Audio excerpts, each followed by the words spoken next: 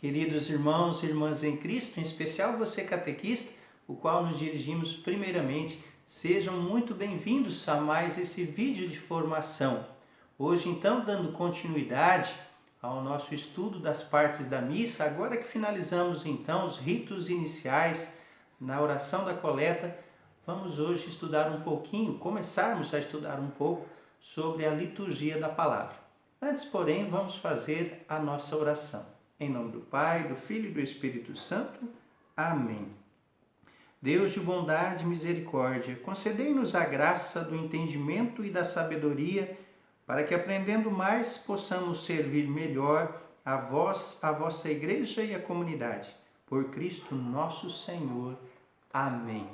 Muito bem, então hoje vamos começarmos. O diácono vai fazer alguns vídeos sobre a liturgia da palavra, porque é um pouco extenso, né? Então vamos com calma, produzindo parte a parte, para que fique mais tranquilo para se entender e não fiquem vídeos tão compridos. E novamente vamos nos apoiar no material que a gente está usando, Instrução Geral do Missal Romano e Introdução ao Licionário, também com base, o informativo do mês de abril, o qual traz as partes da missa, fundamentado aqui nesse livro. Hoje o diácono vai pegar a leitura daqui, porque aqui ela tem a fundamentação e depois lá então mais dividido, mais espaçado. E aí a gente vai aproveitar isso depois. Bom, o texto diz o seguinte, lá na página 53, número 55, diz assim: a parte principal da liturgia da palavra é constituída pelas leituras da Sagrada Escritura e pelos cantos que ocorrem entre elas. Então, a Sagrada Escritura vai trazer para nós nas celebrações, se for dominicais, a primeira leitura, a segunda leitura e o Evangelho. Entre a primeira e a segunda leitura, o Salmo. E aí, então, se for durante a semana, a gente tem a primeira leitura, o Salmo e o Evangelho. E aí você pode se perguntar, mas por que diz os cantos, se tem só o Salmo? Na verdade, não. Temos o Salmo, que pode ser cantado ou recitado, mas também temos o aclamação. Durante a maior parte do ano, a gente canta Aleluia como aclamação, né? Durante a Quaresma, então, não tem o Aleluia, mas o aclamação continua. E aí é feito em forma de canto. Também existem algumas celebrações, como a festa de Pentecostes, que passamos alguns dias, Corpus Christi, tem também, depois da segunda leitura, sequência. Então, existem algumas celebrações que tem mais um canto depois da segunda leitura, antes da aclamação. Por isso diz aqui os cantos. Bom, o texto continua dizendo o seguinte: sendo desenvolvida e concluída pela homilia, a profissão de fé e a oração universal dos fiéis, ao qual nós chamamos comumente de preces.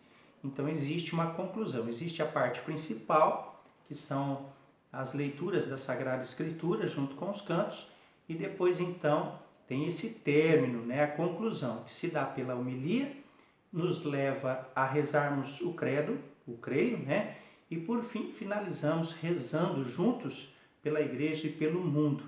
Então finaliza-se aí nesse momento, conclui-se aí nesse momento, toda a liturgia da palavra. O texto continua dizendo assim: nas leituras explanadas pela homilia, Deus fala ao seu povo.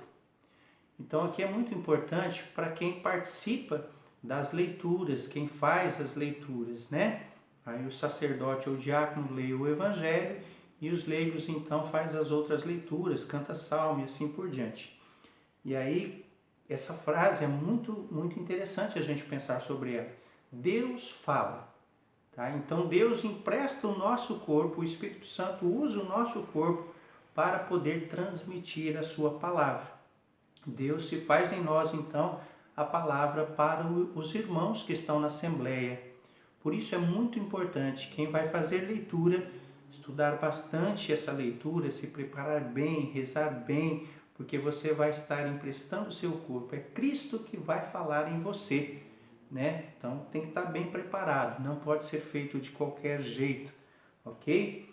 Muito bem, o texto segue dizendo assim, que essas leituras explanadas revelam o mistério da redenção e da salvação. Então existe aqui uma revelação de todos os mistérios contemplados, né? E da redenção, da salvação. Aí entra o mistério que a gente vem falando há tempo, né? Principalmente o mistério ligado à paixão, morte e ressurreição de Cristo. E por fim, essas leituras também oferecem alimento espiritual. E o próprio Cristo, por sua palavra, se acha presente no meio dos fiéis. Olha que interessante e que belíssimo é isso, né? Além de a gente ter o Cristo na Eucaristia, a gente tem o Cristo na palavra, que se insere entre os fiéis por meio dessa própria palavra. Cristo é a palavra, o Verbo se faz carne e habita entre nós, né? Continuando, o texto diz assim: pelo silêncio e pelos cantos, o povo se apropria dessa palavra de Deus e a ela adere. Já vamos ver o que é essa adesão.